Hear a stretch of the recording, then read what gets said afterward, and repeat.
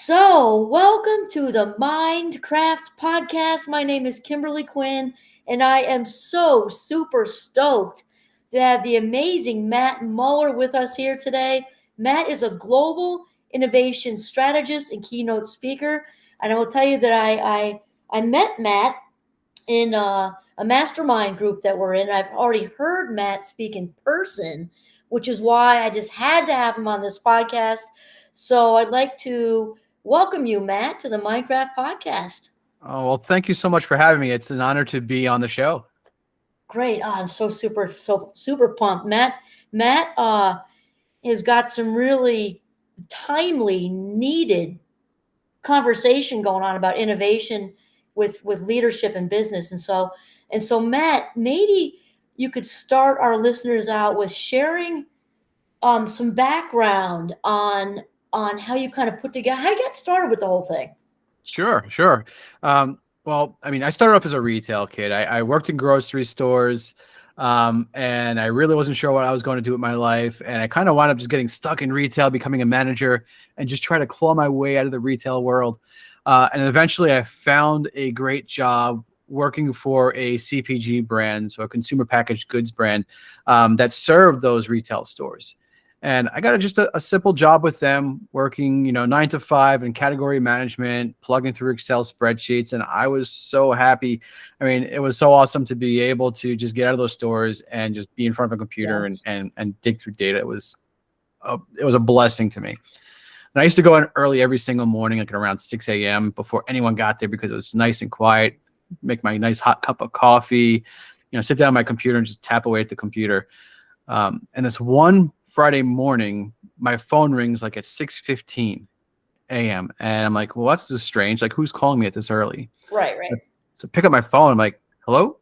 And Matt, we need to speak to you. Can you come upstairs real quick? And we just need to talk. It's like, sure, no problem.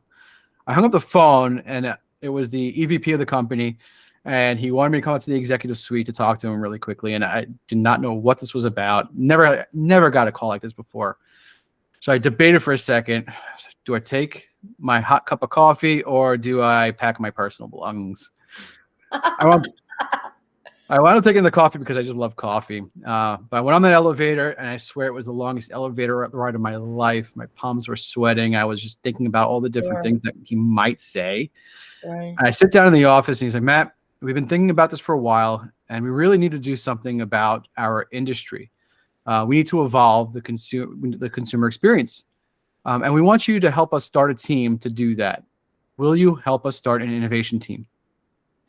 And I looked at him, I was like, what? Like, why me? I mean, I have no background in innovation. I came from retail stores. I don't have an MBA. I don't understand like why you're asking me to do this. I didn't actually say that to him. That's what I was thinking in my head. Of course. Yeah, but what I actually said to him was like, yes, let's do this. Like, Right. yeah, who wouldn't want to start an innovation team? And that's when my innovation journey began. It was a really provocative question, a provocative ask of starting an innovation team. And I took the leap. I went home that day. I told my wife all about this. Like, hey, honey, I'm going to start an innovation team. I'm going to create like the Disney of our industry. This is going to be amazing. Robots, lasers, AI, VR, all those cool things are going to be in there. Right. So I started the team up with a bunch of other folks within the organization, and we tried so many different things to evolve the experience. We tried putting robots within the stores, and just trying all these different cool things. And time again, every concept we launched completely failed. Like, no matter what we tried. Like, at this one point, we were trying to get consumers to look at our signs. Like, that was like a big problem for us. We're spending millions of dollars on signage in stores, and customers were just walking right by, not looking at them. So like, okay, this is a big problem for us. Well, we saw this really cool looking sign that we wanted to put into our experience.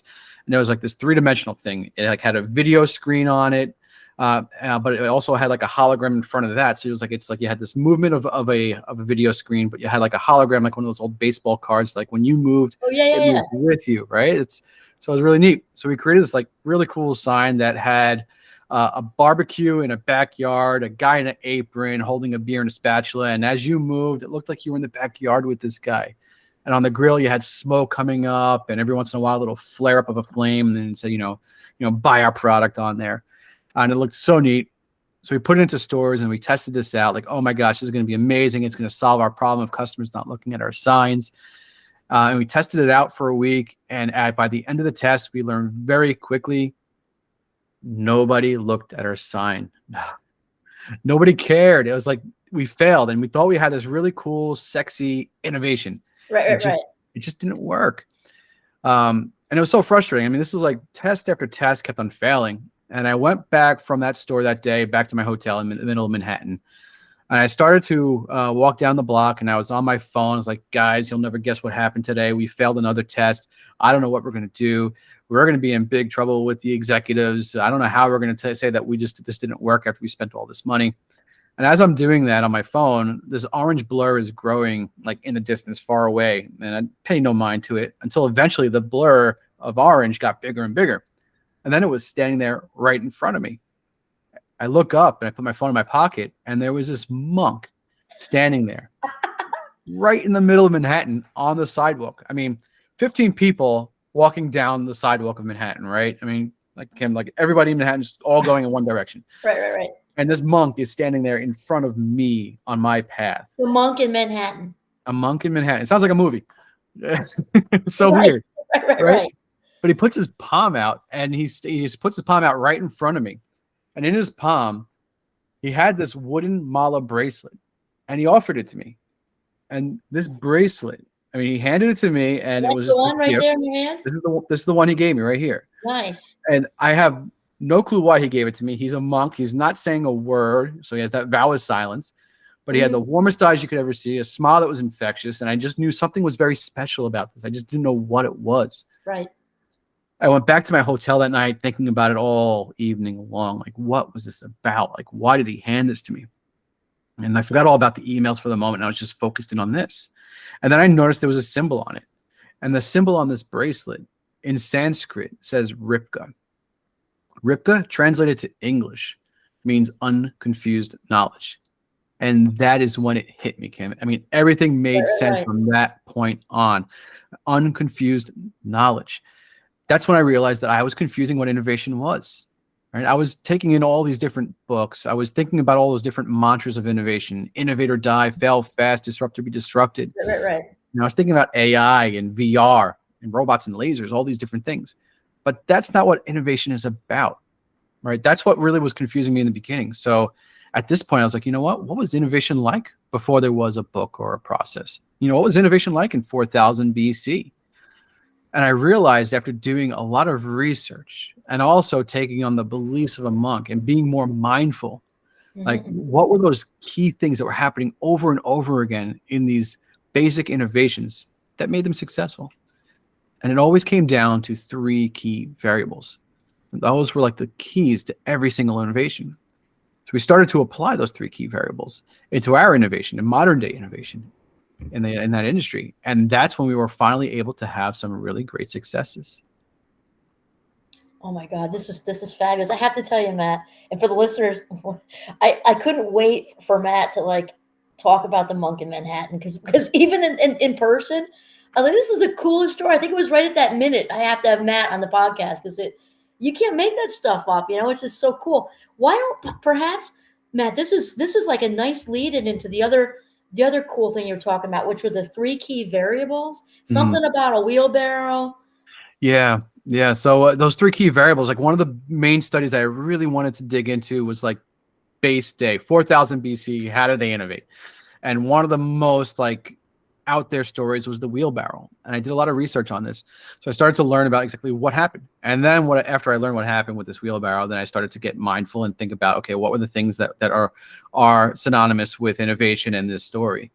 But just real briefly, if we think about the wheelbarrow, it was invented in 400 BC in ancient Greece. Yeah, so a long time ago. And it was developed by a foreman. This foreman was building temple sites in Greece. And it was really difficult to move heavy materials from one side of the site to the other to build the temples. It was like painstaking labor. I mean, they were just doing it by hand. So he's like, you know what? What if I were to take a potter's wheel that was invented in 4000 BC, turn that on its side, add an axle system to it, a basket, and some handles. Can I push heavy materials from one side of the site to the other? And it worked out amazing. I mean, he made so much time up by being able to do this. And it was just, it made his sites move so much faster. And he's like, you know what, this is so amazing that I am going to get out of the temple building business and I'm going to go into the wheelbarrow making business. So he started to make all these wheelbarrows, and he was trying to find other foremen that would want to purchase the wheelbarrows. And foreman after foreman, people would not purchase the wheelbarrow. And he couldn't understand like why they weren't purchasing it. It made so much sense. Right. And the feedback he was getting from the foreman was that this is crazy. It's way too much money for a wheelbarrow. I'll never get back my ROI on this thing. It's a stupid idea. And he just didn't make sense to this man that was making the wheelbarrow. So he actually found one sucker to buy the wheelbarrow. And he bought the wheelbarrow. He used it on his temple site. And he came back to me. He's like, my gosh, this is amazing. Like, this is the best thing ever. I actually paid for the wheelbarrow in just 4 days worth of labor, and I have it for my next site. I mean, this makes total sense. You know, sign me up. Let me buy more. In fact, he started telling other foremen about this in the area as well. And guess what?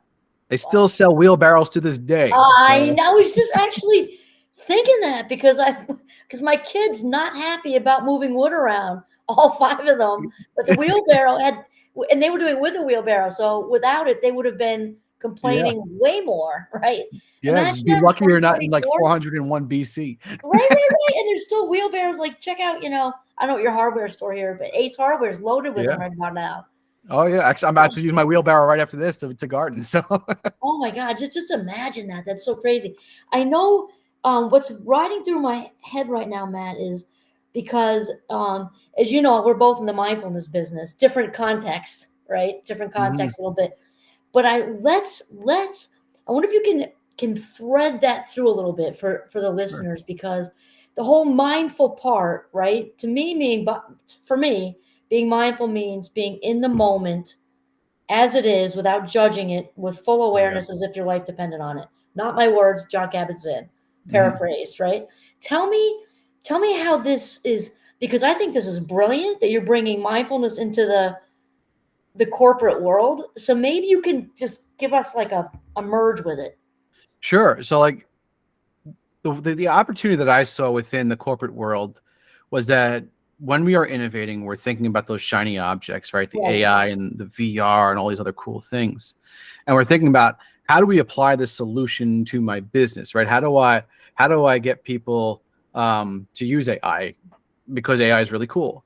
But meanwhile, we're not really thinking about what's actually happening in that moment. So to go back to that wheelbarrow story, like how I applied mindfulness in that moment is I took that research.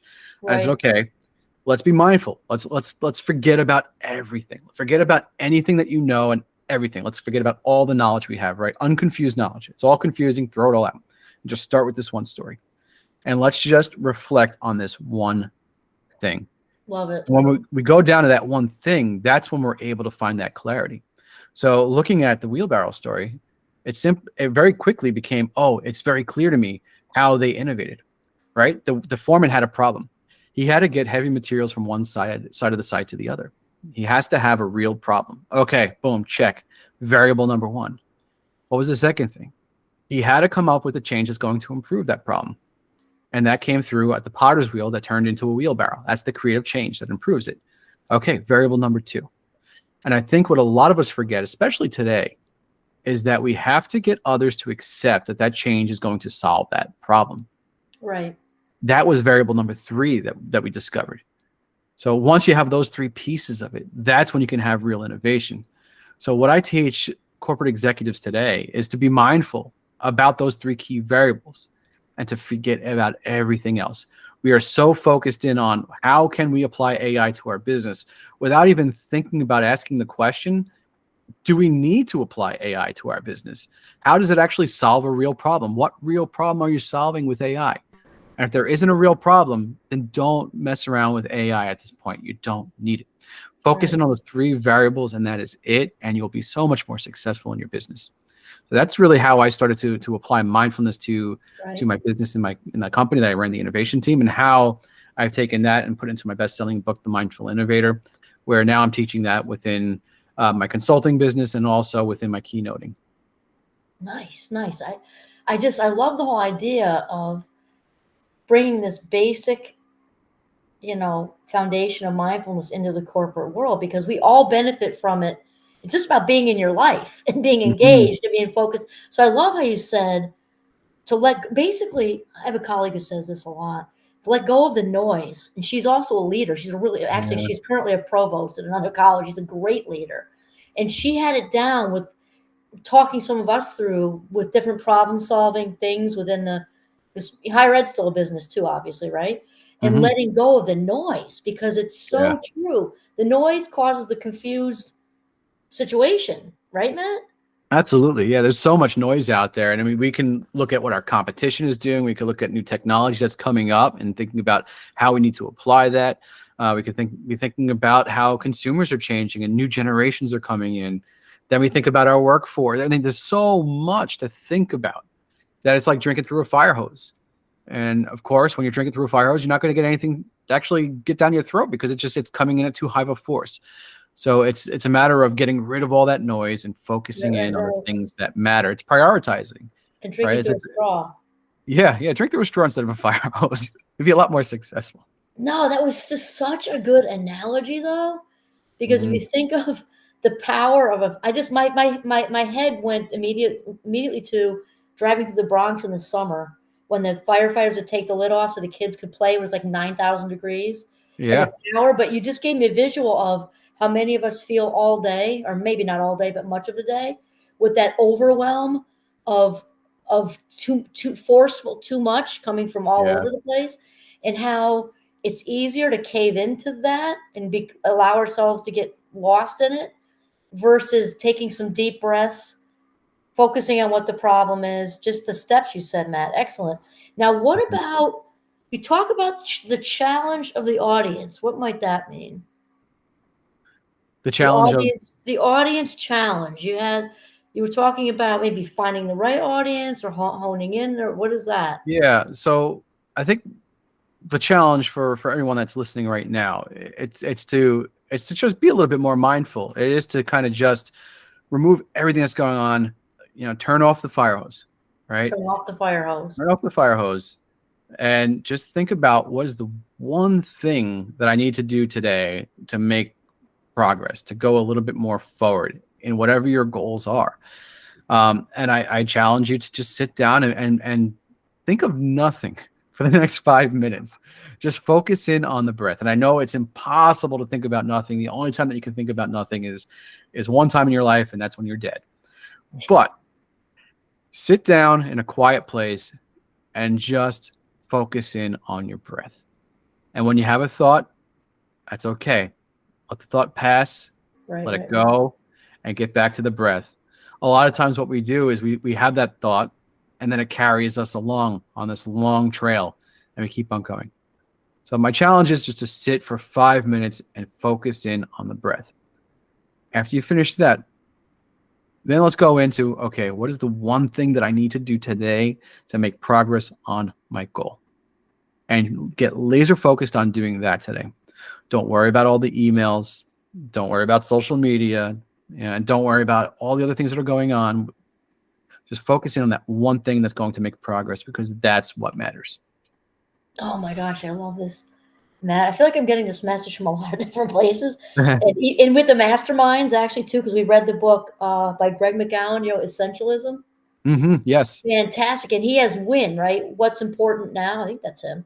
What's important? So when we're getting muddled with all the things you just said, Yeah. social media and responding to emails, and the boss wants this, and I'm doing my own business, and I got to respond to and all the clients, and then to just what is important now, just one Yes. thing, That is right? tough. That is tough. But yeah, it is getting down to that. And you mentioned something too, like what the boss wants, right? It's so hard to think about what's important now when the boss comes to you and tells you, well, this is what's important now. So, so it's very difficult, but something that you have to deal with a lot of times in the corporate world, and something I dealt with a lot. Being part of an innovation team, we would constantly get executives saying, "Hey, I know you're working on these 5 things over here, great, but you know what? This is really a problem now, and we need to focus here." And that would change on almost a daily basis. So the main key is to learn, why are you doing the things that you're doing? So figure out what is important now for you, but then also go down a layer deeper. Why is this important now? Right, What right. are the things is it going to do? Because it's your job as a leader to defend that important thing that you're doing, right? So if anything else comes up, you should be able to say, okay, that makes sense. So are we deprioritizing this thing that we're doing because we are really trying to solve X because it's going to do Y for us, right? So when you're able to defend what you're working on, you're able to then get clarity and stay on the purpose that you're fighting for, right? Rather than having to pivot, because a lot of times we're pivoting in our businesses. It's a common phrase that we're hearing, oh, we need to pivot. We need to pivot. Well, I mean, we pivot so much. And I know I was doing that on the innovation team during COVID. We were pivoting so much. We were spinning in circles. Right. And when you're spinning in circles, guess what's happening? You're losing life minutes is what's happening. You're losing life minutes. You're dizzy as heck. You're getting burnt out. And nobody's winning. So it's pivoting like that. It makes no sense. Yes, you're going to have to pivot every once in a while, but only pivot when it's absolutely necessary and when it actually fits your purpose. So getting down to not only what should you be doing right now, but why are you doing it so you can defend it? No, I absolutely love that, because I think because we've been so conditioned in this country, and I love our country very much. However, we are gerbils on crack. I mean, we're just flying around. No, it's just, but it's true, right? And Yeah. I'm also thinking of essentialism. He also wrote Effortless, I like too, because I think it was the 1800s, like the word priority until recently was singular. Like back in Absolutely. the 1800s, it was like priority. There was one. It's it. There is one. There's only one. Yeah. And now we say priorities, like priority 1, Yeah. 2 through 10. That's not a priority if there's 10 of them. No, absolutely not. In fact, when I was in the That's retail confusion. industry, right? Seriously, a lot of confusion. When I was in the retail business, we used to have focuses, and I was like, wait a second, how do you focus on multiple things at one time? Like we have these 5 focuses. Like, no, you can't do that. And the same thing Yeah, with priorities. How do the you brain doesn't have work that multiple way. priorities? Yeah, and that's a very, very big problem in today's society, and it's not just the U.S., but it's globally as well.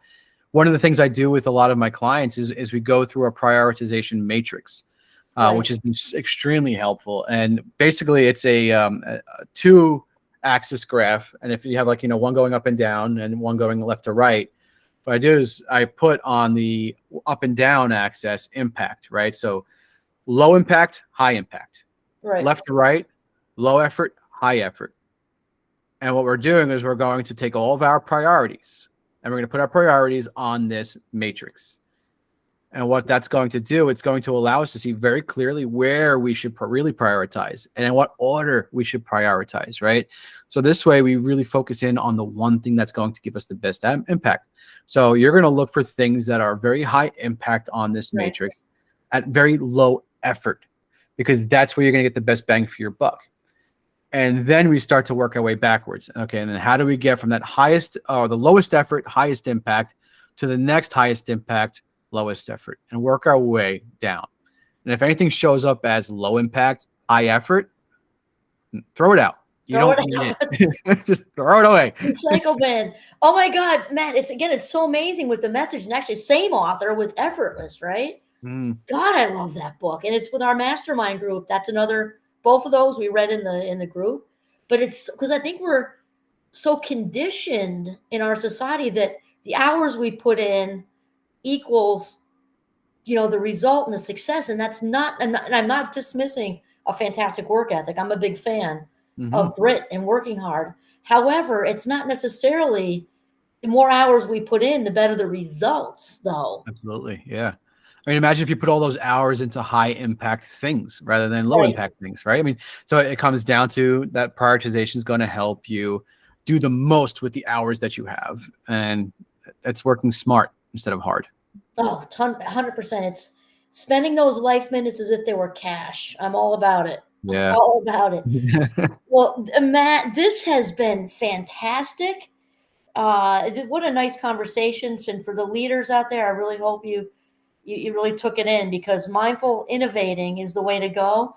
If you would like to find Matt, contact Matt. His information will be right below this video. So Matt Mueller, global innovation strategist and keynote speaker. Please reach out to Matt if you'd like to further the conversation. Thank you, Matt, for being on the show. Thank you again for having me. It was a pleasure talking to you and your audience. So thank you. The best.